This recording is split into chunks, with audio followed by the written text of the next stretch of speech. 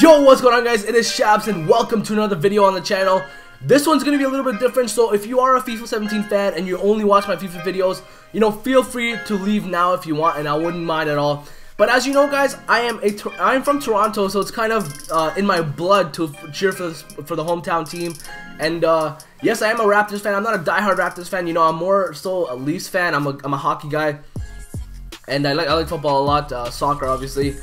So I follow BPL and stuff, but I also follow the Raptors, because they are the hometown team, and obviously I want to root for them. I want them to do good in the playoffs and stuff like that. And some breaking news happened. So obviously on my channel, I've already said before, if any breaking news happens in sports that I feel that I want to speak about and express my opinion about, I'm going to do it. So this is what happened.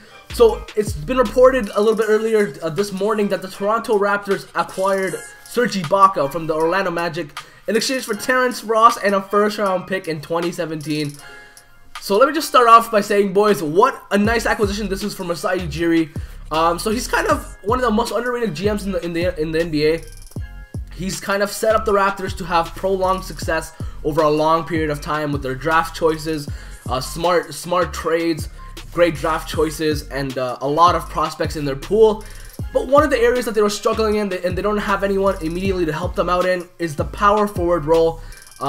You can even stretch it out and say the center role, but definitely the power forward / center role, the front court. They needed help there. They wanted an upgrade there, and they finally got a guy that can actually step in. He has the playoff pedigree. He's an elite defender. Serge Ibaka is, and he's 27 years old. He is a UFA after this season. So depending on how the playoff run goes and how thirsty Ibaka is for the moolah, will depend on how the Raptors will deal with him. But for right now, for the next 4 to 5 months, hoping that they get far in the playoffs, they have an elite defender in Serge Ibaka that can help them out in their starting five. And now the Raptors have a starting five that's fairly good compared to the other Eastern Conference teams.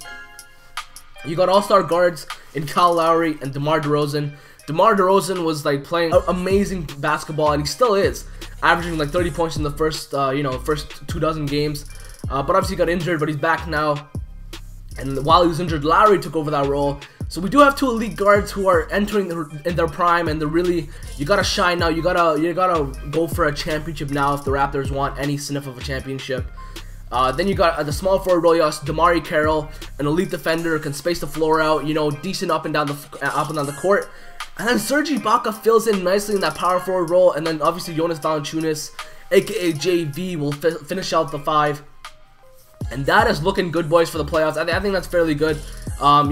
In the last postseason, last season, the Raptors pushed the Cavaliers to 6 games, which is actually remarkable for the team that they had and the team that the Cavs have.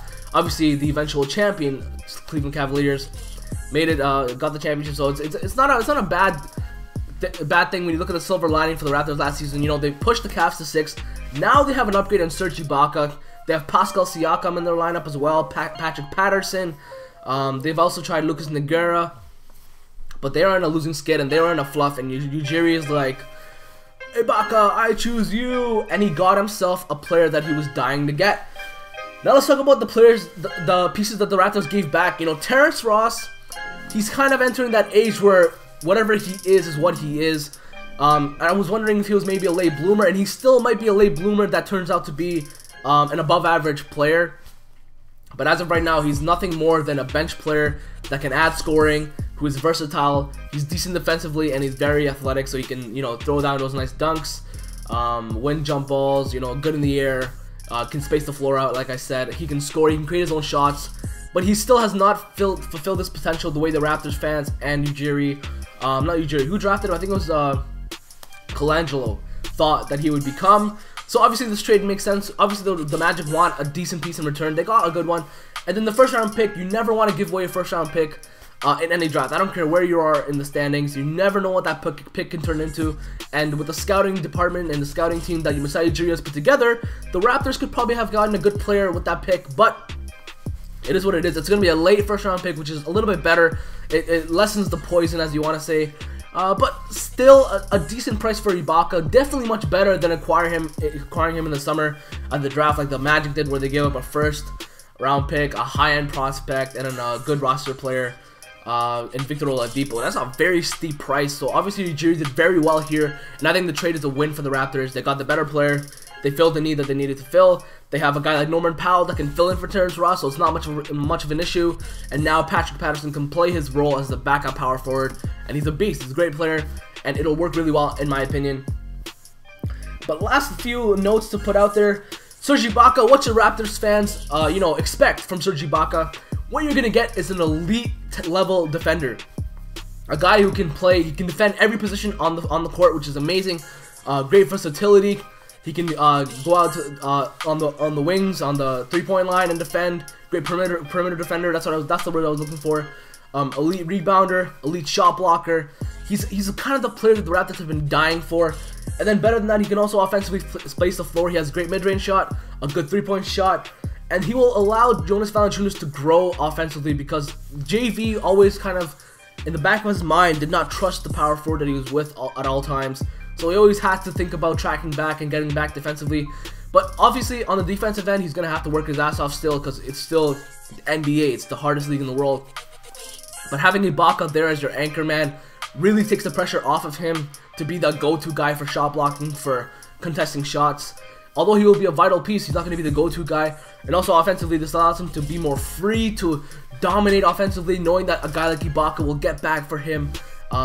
Obviously, Ibaka's 27, so he's entering that age where in the next 2 to 3 years is the best Ibaka you're going to get. It's going to be tough to see what happens and how Dwayne Casey utilizes him. But being a defensive coach, Ibaka will probably fit in very nicely for him. And last but certainly not least, Ibaka has playoff experience, which is what the Raptors need, obviously.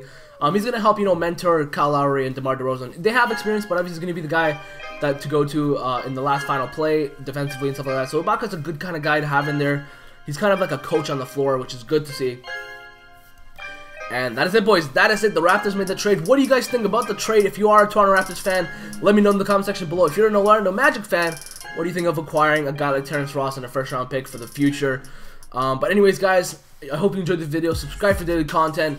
Let me know if you like these kind of videos. I'm still going to be putting them out whenever I can, whenever stuff like this happens.